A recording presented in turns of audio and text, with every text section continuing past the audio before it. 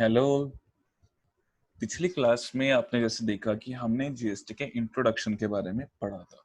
तो आज की क्लास में हम देखते हैं, हम यहाँ पे पढ़ेंगे कि वो क्या चीज होती है जिसकी वजह से टैक्स लगता है। वो कौन सा इवेंट है, वो क्या एक पर्टिकुलर एक्शन है जिसकी वजह से हमारे टैक्सेस लगते हैं।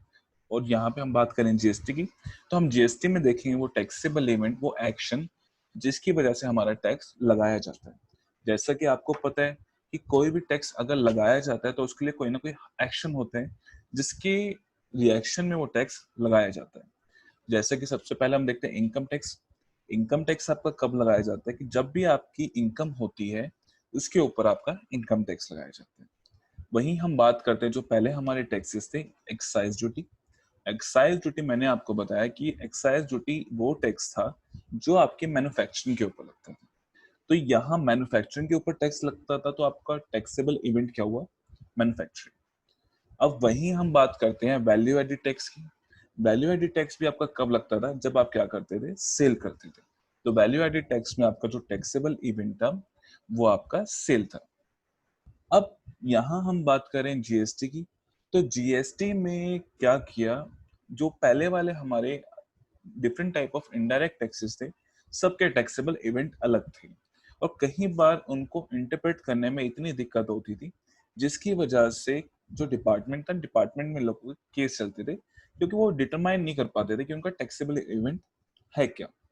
लेकिन जीएसटी के आने से ये सारी दिक्कतें खत्म हो गई क्योंकि जीएसटी में एक सिंगल टैक्सेबल इवेंट आया जिसको हम कहते हैं सप्लाई। वो सप्लाई चाहे गुड्स की हो या सप्लाई जो है सर्विस की हो।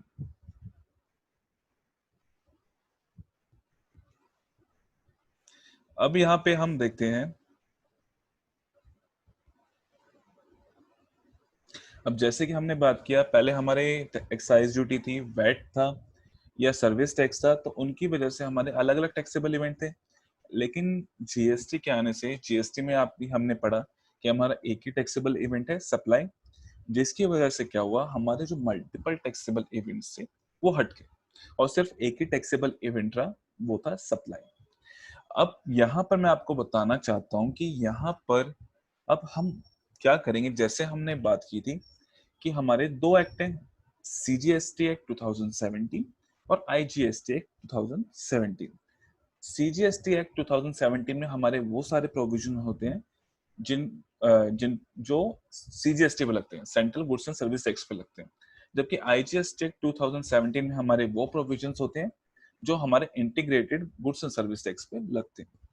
तो यहाँ पर सीजीएसटी एक्ट्स में अब हम आने वाले जो टॉपिक्स पढ़ेंगे उनके बारे में बताया गया है कि सीजीएसटी एक्ट में उनका सेक्शन क्या है, या सीजीएसटी एक्ट में अगर वो लिखे हुए हैं तो वो कहाँ पर लिखे हुए हैं।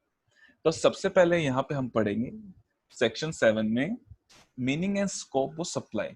यहाँ पे हमने बात किया कि जो टैक्सेबल इवेंट है वो सप्लाई है, लेकिन सप्लाई का मतलब क्या है और सप्लाई किस लेवल तक एक्सटेंड हो सकती है, उसका स्कोप कितना है। तो सेक्शन 7 में हम पूरा सप्लाई के बारे में पढ़ेंगे। उसके बाद आता है हमारा सेक्शन 8। सेक्शन 8 में आता है taxability of composite and mix supply. जो कंपोजिट और मिक्स सप्लाई आपके सेक्शन 8 में आएंगे, लेकिन उसके बारे में हम इस क्लास में ना पढ़ के नेक्स्ट क्लास में पढ़ेंगे। उसके बाद आता है हमारा शेड्यूल 1। यहाँ पर सप्लाई का एक डेफिनेशन में एक पॉइंट गिवन है कि जो भी आपका सप्लाई तभी मानी जाएगी जब वो किसी कंसिडरेशन की हो। यानी जब भी अगर किसी ने आपको कोई चीज सप्लाई किया है तो उसके अगेंस्ट में कोई ना कोई कंसिडरेशन होनी चाहिए। लेकिन यहाँ पर कुछ केसेस ऐसे हैं जहां पर अगर आपकी कंसिडरेशन भी ना हो तो उस केस में क्या, तब भी क्या होगा, उन्हें हम क्या मानेंगे? सप्लाई मानेंगे। और वो हमारी कहाँ पे लिखी है? वो सीजीएसटी एक्ट 2017 के शेड्यूल 1 में लिखी हुई है। ठीक है। अब उसके बाद आता है हमारा शेड्यूल 2। शेड्यूल 2 में हमें स्पेसिफिकली बताया गया कि कुछ ट्रांजेक्शन और कुछ एक्टिविटीज के बारे में बताया गया कि ये एक्टिविटी सप्लाई ऑफ गुड्स मानी जाएंगी और ये एक्टिविटी सप्लाई ऑफ सर्विस मानी जाएंगी। क्योंकि नॉर्मली क्या होता है कि कुछ बहुत ज्यादा कंफ्यूजन हो जाती है। कई केसेस में हमें नहीं लग पाता कि हमने गुड्स को सप्लाई किया है या सर्विस को सप्लाई किया है। जैसे कि आप रेस्टोरेंट के केस में ले लीजिए। रेस्टोरेंट के केस में अगर नॉर्मली आप जाते हो तो वहां पे आपको गुड्स भी मिलते हैं, प्लस वहां पे आपको सर्विस भी मिलती है, तो it is difficult to determine कि आपको सप्लाई ऑफ गुड हो रही है या सप्लाई ऑफ सर्विस। तो शेड्यूल 2 आपको कुछ ऐसी डिटेल देगा, कुछ लिस्ट प्रोवाइड करे जिससे आपकी कंफ्यूजन दूर हो जाएगी। उसके बाद आता है हमारा शेड्यूल 3। शेड्यूल 3 में एक तरह से आप इसको आप एक्ट की नेगेटिव लिस्ट भी बोल सकते हो, यानी कि वो एक्टिविटीज या वो ट्रांजैक्शन जो आपकी ना तो सप्लाई मानी जाएंगी, सप्लाई ऑफ गुड्स मानी जाएंगी, ना आपकी सप्लाई ऑफ सर्विस मानी जाएंगी। वो चीजें कहाँ लिखी हुई है, वो आपकी लिखी हुई है शेड्यूल 3 में। अब यहां पर देखते हैं कि सप्लाई, हमने कहा कि टैक्सेबल इवेंट जीएसटी के केस में सप्लाई है, लेकिन सप्लाई का मतलब क्या है? तो सप्लाई में हम देखते हैं कि यहाँ पे हमारा क्या क्या आता है। सप्लाई में सबसे पहले हमारा आता है सेल, कि हमने क्या क्या गुड्स को किसी को बेच दिया, या ट्रांसफर। ट्रांसफर मतलब हमने क्या किया, जो ओनरशिप थी, ओनरशिप को किसी और को ट्रांसफर कर दिया। उसके बाद आता है बार्टर एक्सचेंज। आपको जैसे नॉर्मली पता है कि पहले के टाइम में हम क्या करते थे, एक सामान के बदले दूसरे सामान को दिया करते थे, और उसको हम क्या कहते थे, बार्टर एक्सचेंज। तो यहाँ पर सप्लाई की डेफिनेशन में आपका बार्टर एक्सचेंज भी आता है, कि अगर आपने किसी से गुड्स के बदले में कोई गुड्स लिया तो उसे भी हम सप्लाई मानेंगे, और उस पर हम क्या करेंगे, टैक्स लगाएंगे। उसके बाद आता है लाइसेंस। लाइसेंस में क्या है कि अगर आपने किसी को कोई चीज यूज करने के लिए कुछ राइट दिया है, जैसे कि आपने क्या किया, अपना कोई एसेट यूज करने के लिए सामने वाले को लाइसेंस दे दिया, तो वो एक तरह से एक सर्विस होती है, और उसको भी हम क्या करते हैं, सप्लाई में इंक्लूड करते हैं। उसके बाद आता है लीज, रेंटल और डिस्पोजल। यहाँ पे लीज और रेंटल का मतलब क्या है कि आपने क्या किया, अपनी प्रॉपर्टी को या अपने कोई एसेट को किसी सामने वाले पर्सन को यूज करने के लिए दिया for a specified amount of money, जिसे या तो हम रेंट बोल सकते हैं या लीज पेमेंट बोल सकते हैं। उसके बाद आता है डिस्पोजल। नॉर्मली आपने देखा है कि कई बार कि किसी गुड्स को डिस्ट्रॉय करने के लिए भी हमें कुछ ना कुछ अमाउंट पे करना पड़ता है। तो अगर कोई पर्सन हमारे लिए डिस्पोजल या डिस्ट्रक्शन की कोई एक्टिविटी कर रहा है, तो उसको भी यहाँ पे क्या माना गया है, सप्लाई में माना गया है। डिस्पोजल मतलब कि डिस्पोज ऑफ समथिंग, कि कुछ चीज को हटा देना, खत्म कर देना। और यहाँ पर कहते हैं कि ये तो हमने बात पढ़ा कि सप्लाई में क्या क्या आता है, लेकिन कहते हैं कि साथ में इसके साथ साथ क्या क्या होनी चाहिए, कंसिडरेशन भी होनी चाहिए, कि इन सर्विसेज के बदले में या इन सप्लाई ऑफ गुड्स या सर्विसेज के बदले में आपको कुछ ना कुछ कंसिडरेशन जरूर मिले, आपको कुछ ना कुछ amount of money in cash और काइंड, आपको कैश, चाहे कैश में कुछ मिला हो या इन काइंड कुछ मिला हो, आपको लेकिन मिलना चाहिए।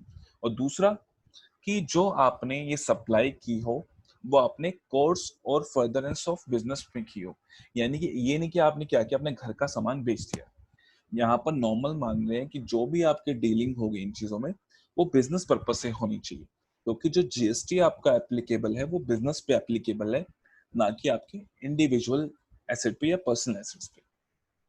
ठीक है, अब यहाँ पर पढ़ते हैं हम कंडीशन फॉर टैक्सेबल सप्लाई। अभी हमने पढ़ा कि सप्लाई क्या होता है, और अब हम यहाँ पे देखते हैं कि वो कौन सी सप्लाई है जिन पर हमारा जीएसटी लगता है। ठीक है, तो यहाँ पर 5 कंडीशंस हैं। अगर वो हमारी पांचों कंडीशन फुलफिल है तो हम उसे कहेंगे टैक्सेबल सप्लाई, और उस सप्लाई पर हमें टैक्स लगाना पड़ेगा। और अपने कस्टमर को जो हम गुड्स सामान देंगे, गुड्स देंगे, तो उस गुड्स में हमारा जीएसटी का टैक्स भी, जो इनवॉइस होगा, इनवॉइस में हमारा जीएसटी भी इंक्लूड होगा, और जो हमारा रिसिप्टेंट है या कस्टमर है जिसने गुड्स लिए हैं, उसे वो टैक्स हमें देना पड़ेगा। तो यहाँ पर पहली कंडीशन है कि जो सप्लाई है, सप्लाई शुड बी गुड्स और सर्विसेज, कि जो सप्लाई हमने की है या तो गुड्स की हो या सर्विस की हो। अगर हमने गुड्स या सर्विस के अलावा किसी और चीज की सप्लाई की तो हमारा जीएसटी नहीं लगता है। जैसे कि इसमें स्पेसिफिकली एक्सक्लूड किया गया मनी एंड सिक्योरिटीज, कि अगर आपने क्या किया, मनी और सिक्योरिटी की सप्लाई की है, सिक्योरिटीज मतलब शेयर, और मनी मतलब पैसा, पैसे की अगर आपने सप्लाई की है, तो उनको गुड्स और सर्विसेज नहीं माना जाता, और यहाँ पे वो जीएसटी आपके अट्रैक्ट नहीं करते, और जिन पे जीएसटी नहीं लगाया जाएगा। दूसरी क्वेश्चन है आपका, दूसरी कंडीशन है कि जो सप्लाई है, supply should be made for consideration, कि आपकी जो सप्लाई है, supply must be for some part of consideration, कि सप्लाई के बदले में आपको कुछ ना कुछ मिला हो। आपने अगर किसी को गुड्स दिए हैं तो उसके बदले में भी उसने कुछ आपको पे किया हो। सब जो कंसिडरेशन है, कंसिडरेशन में भी बाय ऑनर और बाय थर्ड पर्सन। कंसिडरेशन को चाहे तो रेसिपिएंट भी दे सकता है या उसके भी आप पे कोई थर्ड पर्सन भी आपको दे सकता है। उसके बाद है थर्ड कंडीशन कि supply should be made in course और फर्दरेंस ऑफ बिजनेस, कि जो आपने सप्लाई किया वो बिजनेस में किया, ना कि आपने अपने पर्सनल उसमें किया। क्योंकि जो जीएसटी लगता है, जीएसटी आपके बिजनेस एक्टिविटीज पे लगता है, ना कि आपके पर्सनल। उसके बाद है supply must be by taxable person, कि यहाँ पर जो सप्लाई की है वो किसने की, वो टैक्सेबल पर्सन ने की। यहाँ पर टैक्सेबल पर्सन का मतलब है रजिस्टर्ड पर्सन। यहाँ पर कहते हैं कि अगर जो सप्लाई किया वो रजिस्टर्ड पर्सन ही करे, या जो person liable to be registered, यानी जो रजिस्टर होने वाला है। तो यहाँ पर कहते हैं कि अगर आपने, जो कि सीधी सी नॉर्मल सी बात है कि जो टैक्स कलेक्ट करने की रिस्पॉन्सिबिलिटी है, जो टैक्स कलेक्ट करने का राइट जो है वो एक रजिस्टर्ड पर्सन के पास है। क्या एक अनरजिस्टर्ड पर्सन जो जीएसटी में रजिस्टर्ड नहीं है वो किसी को टैक्स, किसी से गुड्स पे टैक्स लगा के क्या अपने रिसेप्शन से टैक्स मांग सकता है? बिल्कुल नहीं मांग सकता। ठीक है। और लास्ट कंडीशन है supply must be taxable supplies, that is other than nil rate supply.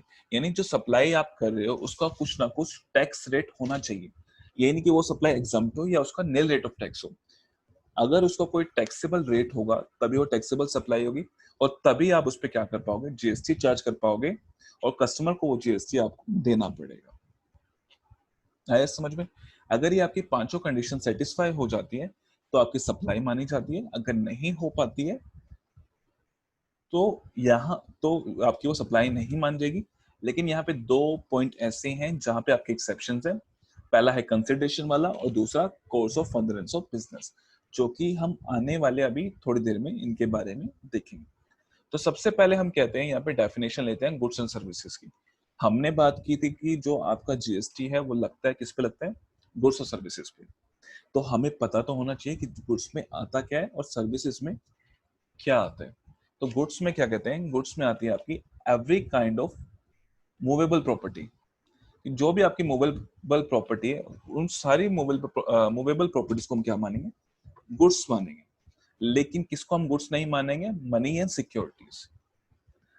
और हमारे जो गुड्स है, गुड्स में आपके क्या क्या भी इंक्लूड होंगे, एक्शनेबल क्लेम, यानी आपको किसी से कुछ लेना है, कोई आपका सामने वाले पर्सन पे क्लेम है तो वो अभी आपका गुड्स में आएगा।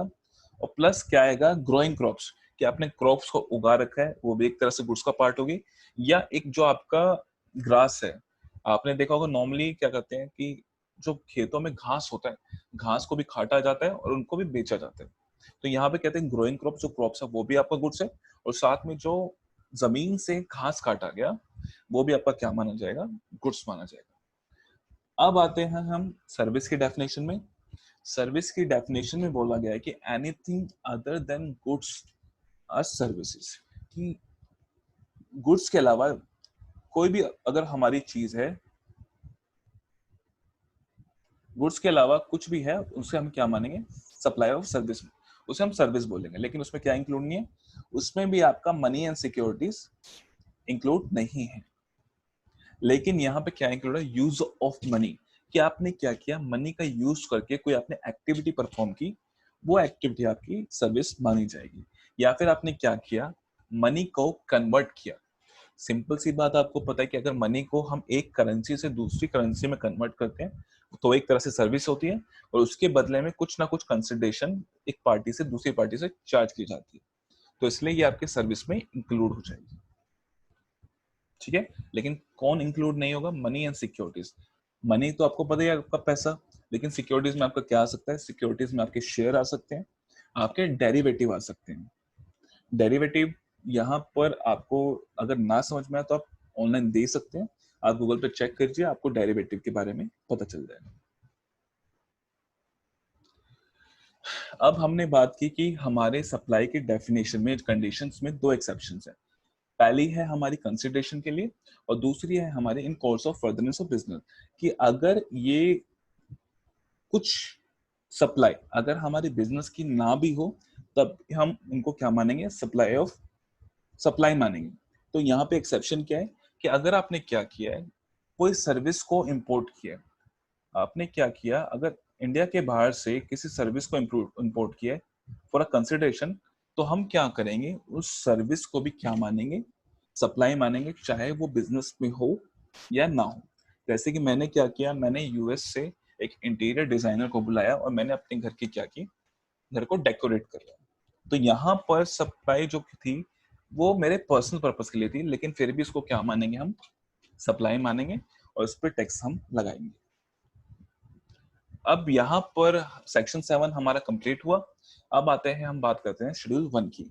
शेड्यूल 1 में हमारा क्या था कि वो एक्टिविटीज जो हमारी चाहे विदाउट कंसिडरेशन हो, लेकिन हम क्या मानेंगे, उन्हें सप्लाई मानेंगे। जैसे कि हमने पढ़ा था ना कि हमारी एक्सेप्शन थी कि नॉर्मली आपके क्या है, आपकी कंसिडरेशन होनी चाहिए, तभी हम सप्लाई को एक टैक्सेबल सप्लाई मानेंगे।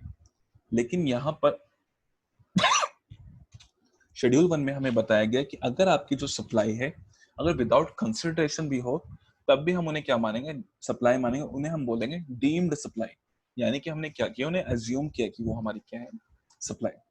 तो पहले वाला आता है हमारा परमानेंट ट्रांसफर और डिस्पोजेबल ऑफ बिजनेस एसेट, यानी कि यहाँ पर आपने क्या किया, आपके बिजनेस में कोई एसेट थे और आपने क्या किया, उन एसेट को परमानेंट बेसिस पे डिस्पोज कर दिया या आपने किसी को बेच दिया।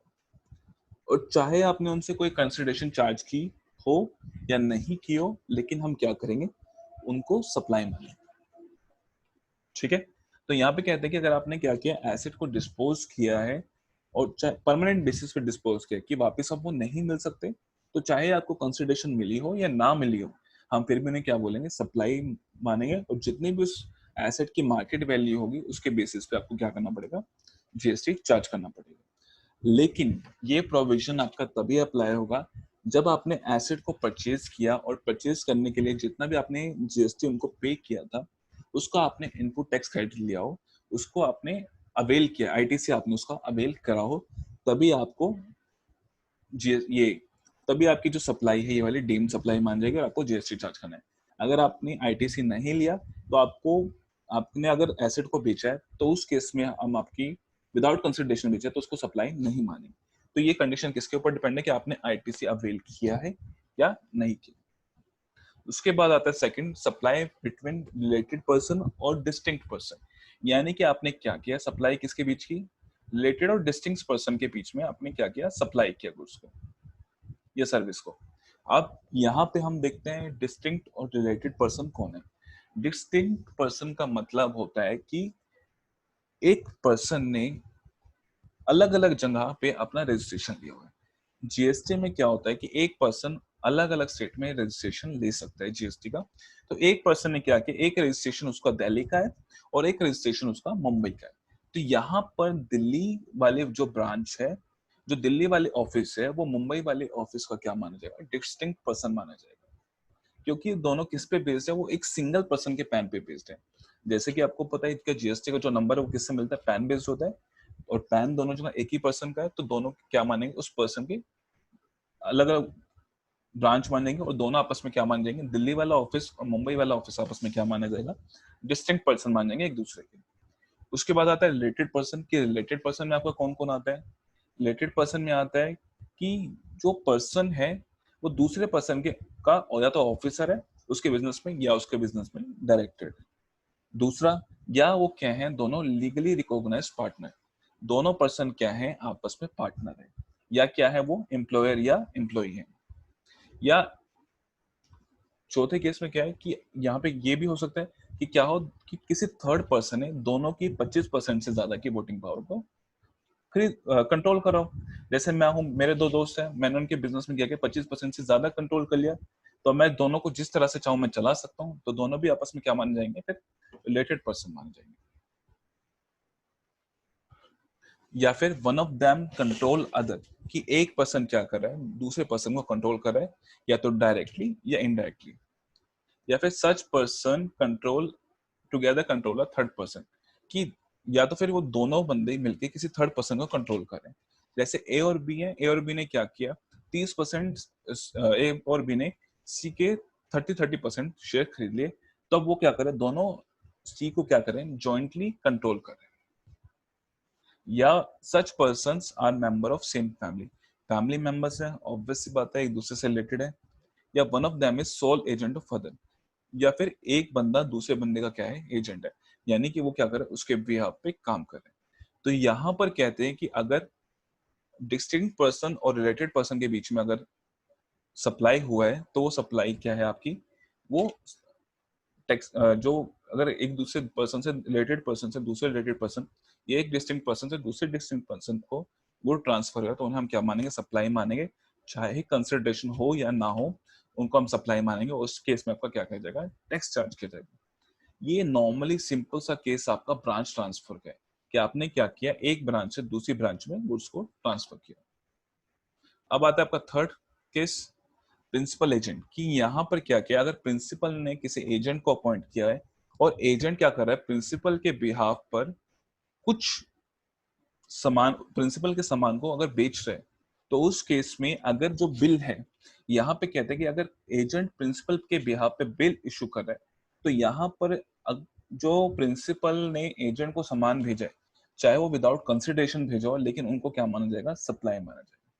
यहाँ पे कहते हैं कि supply of goods between principal to agent are considered as supply even there is no condition consideration, चाहे कंसिडरेशन हो या ना हो, लेकिन प्रिंसिपल ने अगर एजेंट को गुड्स ट्रांसफर किए तो उसको हम क्या मानेंगे, सप्लाई मानेंगे, और उस पर जीएसटी लगाएंगे। लेकिन कंडीशन क्या है कि यहाँ पे जो बिल है वो किसने इशू किया हो, वो बिल एजेंट ने इशू किया हो प्रिंसिपल के बिहाफ पर। अगर यहाँ पर प्रिंसिपल ही बिल इशू करता, तो उस केस में जो सप्लाई है, जो प्रिंसिपल ने एजेंट को सप्लाई किया है, उसको हम डीम्ड सप्लाई नहीं मानते और उस पे जीएसटी चार्ज नहीं होता। यहाँ पे लास्ट केस आता है हमारा इंपोर्टेशन ऑफ सर्विस, कि अगर आपने क्या किया, अपने किसी रिलेटेड पर्सन से, कोई भी आपका रिलेटेड था या उसका बिजनेस था जो बाहर था, आपने क्या किया, उनसे कोई सर्विस इंपोर्ट करवाई विदाउट कंसिडरेशन, आपने उनको कुछ पे नहीं किया, लेकिन आपने क्या किया, उनसे सर्विस ली। सीधी सी बात है, रिलेटेड पर्सन है, तो हम क्या कर सकते हैं, हम दिखा सकते हैं कि हमने उन्हें कुछ पे नहीं किया, उन्होंने विदाउट कंसिडरेशन किया, लेकिन यहाँ पर कुछ ना कुछ अमाउंट इन्वॉल्व होगा। तो इसलिए गवर्नमेंट कहते हैं कि अगर आप ये कहोगे कि आपने सर्विस को इंपोर्ट किया विदाउट एनी कंसिडरेशन, तो यहाँ पर हम आपकी बात नहीं मानेंगे और उसे सप्लाई मान के उसको टैक्स कर देंगे।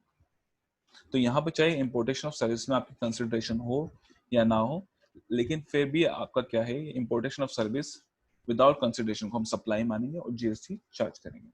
तो आज के लिए बस इतना ही, बाकी हम करेंगे नेक्स्ट क्लास में। तो आप मुझे कमेंट में जरूर बताइएगा कि आपको वीडियो कैसी लगी, और अगर आपके पास मेरे लिए कोई सजेशन है तो वो भी मुझे जरूर बताइएगा। Thank you.